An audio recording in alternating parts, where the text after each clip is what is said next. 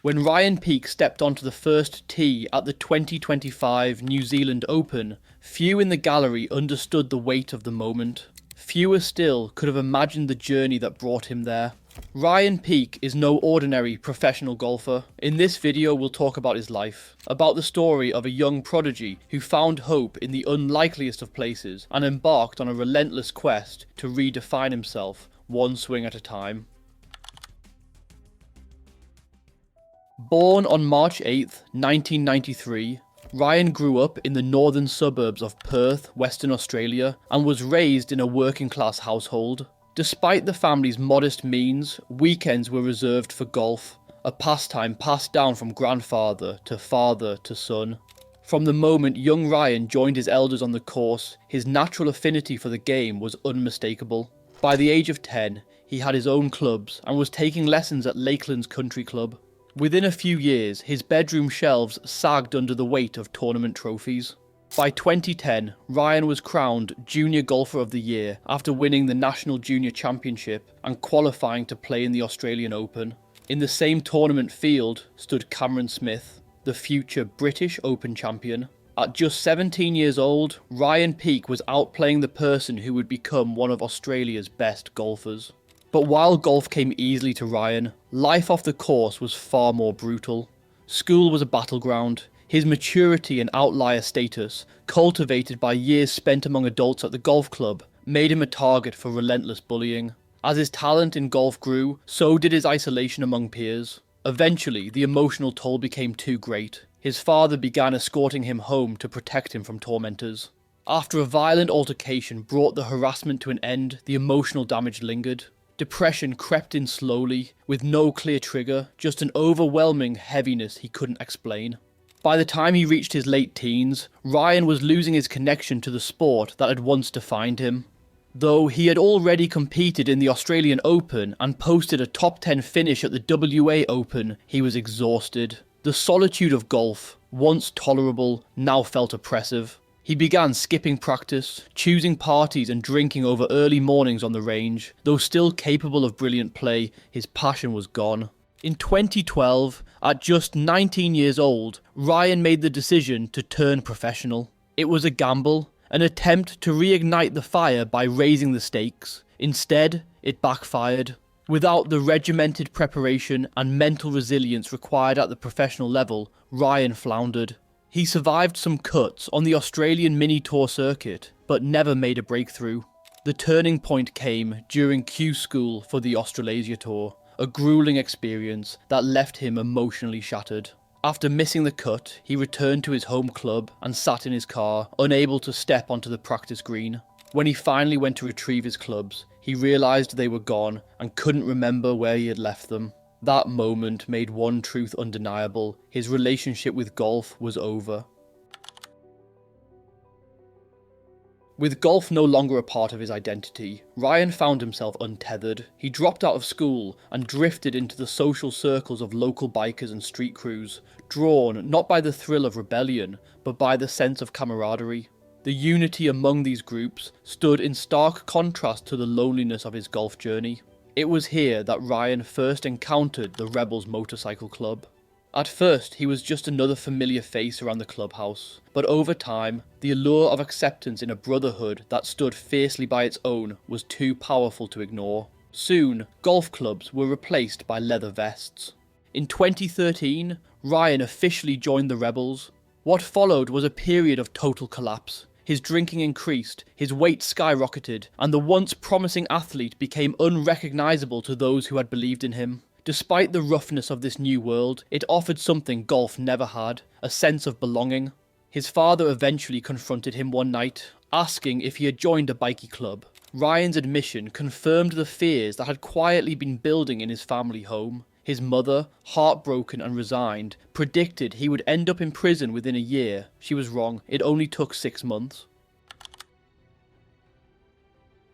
In November 2014, Ryan Peake's loyalty to the Rebels led him into serious trouble. During a confrontation with a man who had allegedly threatened the gang, Ryan and others engaged in a violent assault. Ryan struck first, fearing the man was reaching for a weapon. The victim suffered skull and arm fractures. and Ryan was arrested just weeks later. He pleaded guilty to grievous bodily harm, refused to name others involved, and was sentenced to 7 years in prison. Ryan began his sentence at Harkeia Prison, one of Australia's most overcrowded and under-resourced facilities. Cells meant for one held two, vermin roamed the floors, and outdoor time was rare. At 21, Ryan saw prison as a test of loyalty and toughness, but the harsh conditions quickly wore him down. The dehumanizing intake process and the isolation stripped away his sense of identity. For a long time, Ryan refused visits from his mother, not wanting her to witness the degradation of his environment. His father came regardless, but the disappointment in his eyes during those visits stayed with Ryan. The contrast between the young man once hailed as one of Australia's most promising junior golfers and the tattooed inmate inside a rotting prison cell could not have been starker. After his first year, Ryan was transferred to a medium security facility. The conditions were marginally better, and he was reunited with several fellow rebels. But even among friends, Ryan began to question whether the life he had chosen was sustainable. Around this time, he began to make small changes. He took up electrical studies and began exercising seriously again, shedding the weight he had accumulated during his early gang years. When inmates expressed curiosity about his past life in golf, Ryan would give them makeshift lessons in the exercise yard, using sticks or broom handles as improvised clubs. In 2017, when television coverage of the Australian PGA Championship reached the prison's recreation area, Ryan watched his former teammate, Cameron Smith, win the Australian PGA Championship. The moment was bittersweet. It stirred memories of a life left behind, but it also deepened the belief that he had no place in that world anymore. Then something unexpected happened. Weeks after the tournament, Ryan received a letter from someone requesting to be added to his prison call list. The name was instantly familiar. Richie Smith, the coach who had once mentored him during his teenage years and who had gone on to train some of Australia's top professional golfers. Richie had lost track of Ryan after he left golf, but when he learned of his incarceration, he decided to reach out, not to offer salvation, but simply to check on him. However, what began as a cautious phone call blossomed into a lifeline. Ryan told his coach about wanting to earn a trade and rebuild his life in a modest, lawful way. But Smith had another vision. He believed that Ryan still had something left to give to the sport. For Ryan, it was the first time in years someone saw him not for his mistakes, but for his potential. Slowly, the idea of a comeback took shape. To make that happen, Ryan knew he had to take a dramatic step. He had to leave the rebels. In outlaw motorcycle clubs, such decisions are rarely taken lightly. Membership is for life, and those who attempt to walk away often face retaliation. But Ryan was determined. He arranged a formal sit-down with senior rebels inside the prison walls. There, he explained his desire to pursue professional golf. He made it clear that this wasn't about disloyalty, but about trying to build a future. To his surprise, the reaction was supportive.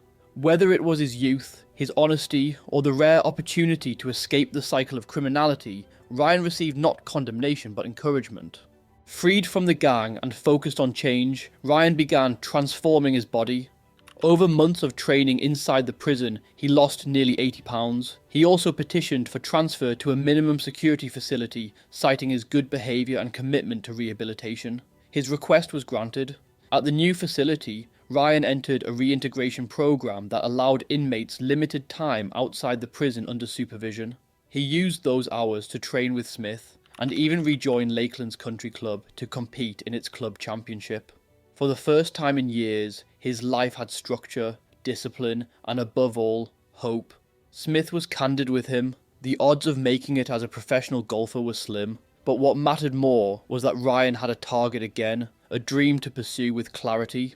Ryan Peake was released from prison in May 2019. The transition to freedom was jarring. After 5 years behind bars, the world had changed and so had he. Everyday decisions, like choosing groceries, navigating smartphones and reconnecting socially, felt overwhelming. But on the course, Ryan was a natural once more.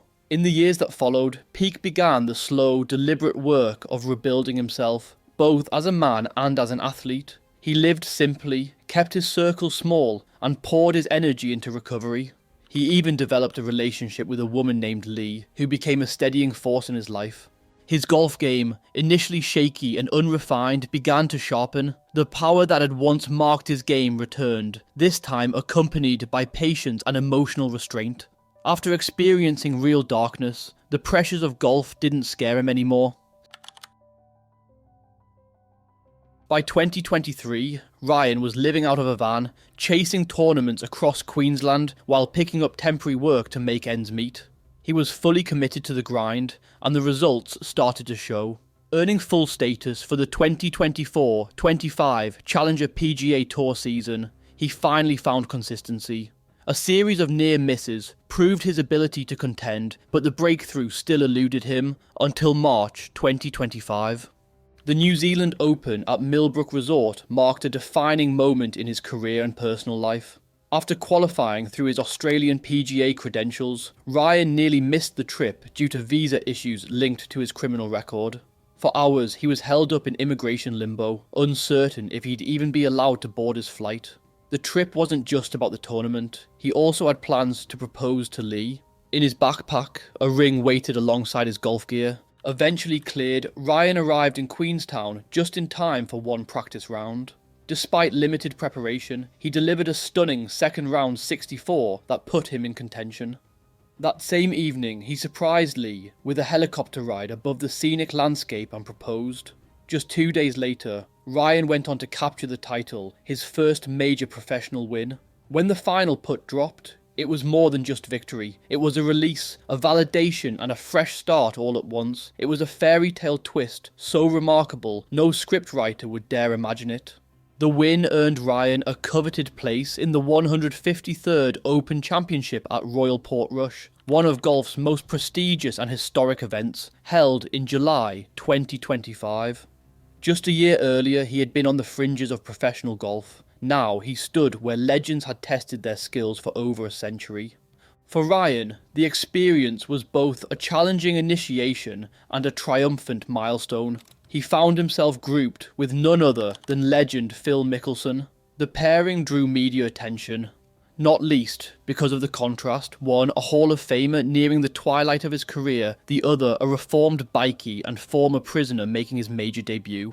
The golf itself was brutal. Ryan opened with a 77, fighting the wind and the pressure in equal measure. Day 2 offered improvement, a 73, but not enough to make the cut. He finished at 8 over par, missing the weekend by several strokes. But even without a Saturday tee time, Ryan's presence at Portrush was never really about winning. It was about being there at all. What he took away from the experience was not measured in strokes or scorecards. It was in the galleries that cheered him on. The fellow professionals who recognised his journey, and the reporters who struggled to compress his life into a single headline. Today, Ryan Peake is not just a golfer, he's a symbol of perseverance, redemption and transformation. He doesn't ask for pity and doesn't pretend to be a role model. He speaks candidly about his past, the decisions that led him to prison, the pain he caused, and the people he let down. He carries the weight of those choices, even as he builds a new future. His journey is far from over. As he begins to compete on international stages, old shadows may resurface, but Ryan Peake no longer runs from his past. Instead, he uses it as fuel for the road ahead. Ryan's story isn't over, but for now, this brings us to the end of the video. If you've made it this far, thank you so much for watching. If you want more stories from the Australian underworld, please consider subscribing and liking this video. It really helps me out and helps the channel grow. Till next time, take care.